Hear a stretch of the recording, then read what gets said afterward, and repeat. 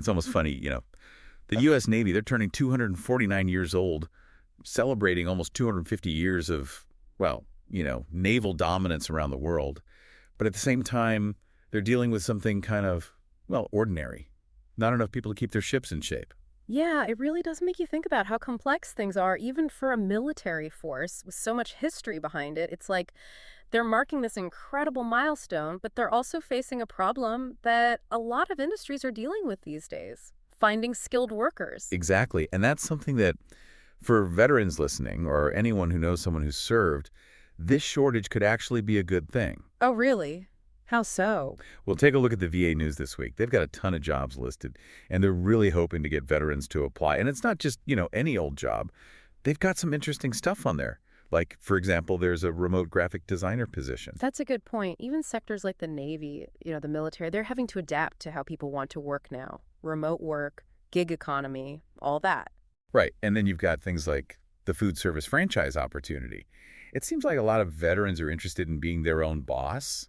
Maybe it's that whole thing of, being independent after years of following orders, Yeah, there's definitely something to that. And a franchise can be a good way for veterans to, use the skills they have in a totally different setting. And you know what else is interesting?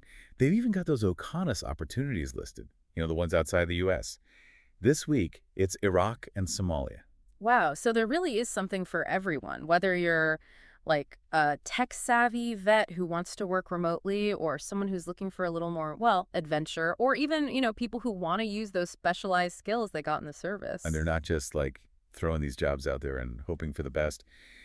The VA News also mentions some job fairs coming up, some in-person, some online. It's smart of them to do that. I mean, it just makes it so much easier for veterans to, take that next step, actually connect with potential employers. For sure.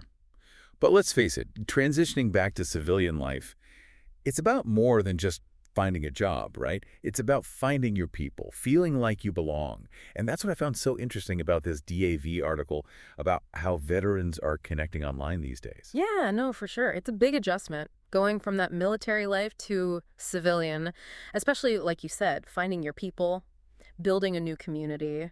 It's tough. And that's where this DAV article really got me thinking.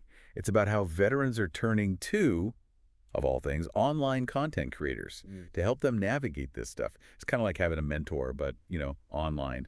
What's interesting is why it's happening. The article talks about how a lot of veterans, they don't feel like those traditional transition programs really prepared them for, civilian life, especially when it comes to things like benefits, healthcare, all that stuff. It's like they hand you this map, but they forget to give you a compass.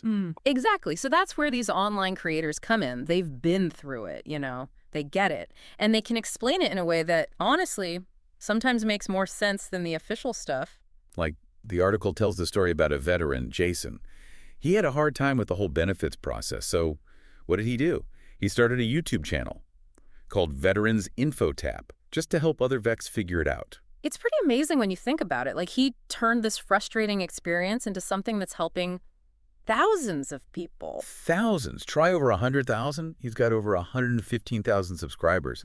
That tells you something about, how much veterans need this kind of support. And it's not just him. I mean, the article mentions Parade Deck. It's like this whole network of veterans who are podcasting and creating content online. Even the DAV, they're getting in on the action with their own Twitch channel. Which makes sense, right? I mean, it's where people are these days, online. So these organizations, they're going where veterans are, building these online communities, starting conversations. It's pretty cool. And it's more than just finding information. It's about that connection, talking to people who get what you're going through, who've been there. Exactly. It's like, yeah, you could read a travel guide, but isn't it better to talk to someone who's actually been there?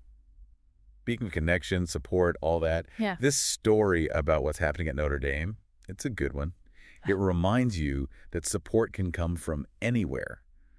So this story, it's about two Notre Dame football players, right? Yeah, and what they did was really cool. One of them, Eric Goins, he's an Army vet, served 7 years. And the other guy, Jerry Rillo, he's an ROTC, so he's getting ready to serve. And they both decided to spend some time at, get this, the Center for the Homeless in South Bend. Serving breakfast to veterans. I mean, talk about putting your, actions where your words are, right?